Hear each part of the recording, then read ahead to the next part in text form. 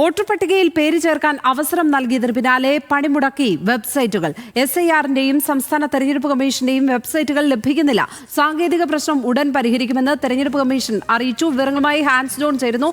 Hans, ഈ സൈറ്റുകൾക്ക് എന്താണ് സംഭവിച്ചത്? എപ്പോഴേക്കും സൈറ്റുകളുടെ പ്രശ്നങ്ങൾ പരിഹരിക്കും എന്നാണ് തെരഞ്ഞെടുപ്പ് കമ്മീഷൻ പറയുന്നത്?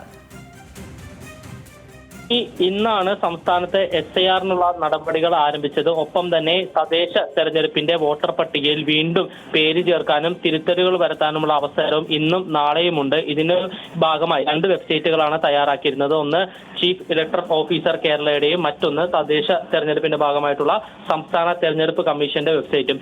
ഈ 2 വെബ്സൈറ്റുകളും ഇന്നു മുതൽ കൃത്യമായി പ്രവർത്തിച്ചിട്ടില്ല എന്നാണ് നമുക്ക് മനസ്സിലാക്കാൻ കഴിയുന്നത്. കാരണം 2 വെബ്സൈറ്റുകളും ആളുകളുടെ എണ്ണം മൂലം ഇത് ഉപയോഗിക്കുന്ന ആളുകളുടെ എണ്ണം മൂലം 2 വെബ്സൈറ്റുകളും ഇപ്പോൾ പണിമുടക്കിയിരിക്കുകയാണ്.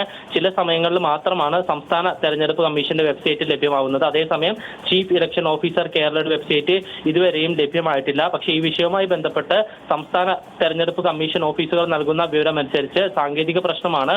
ഒരുപാട് ആളുകൾ ഒരുമിച്ച് കയറുന്നത് മൂലമാണ് ഇത്തരമൊരു പ്രശ്നം ഉണ്ടായിരിക്കുന്നതെന്നാണ് കമ്മീഷന്റെ വിശദീകരണം. സാങ്കേതിക വിഭാഗത്തെ വിവരം അറിയിച്ചിട്ടുണ്ട്. അടിയന്തരമായി പ്രശ്നപരിഹാരം ഉണ്ടാകും എന്നുമാണ് കമ്മീഷന്റെ വിശദീകരണം. ലക്ഷ്മി.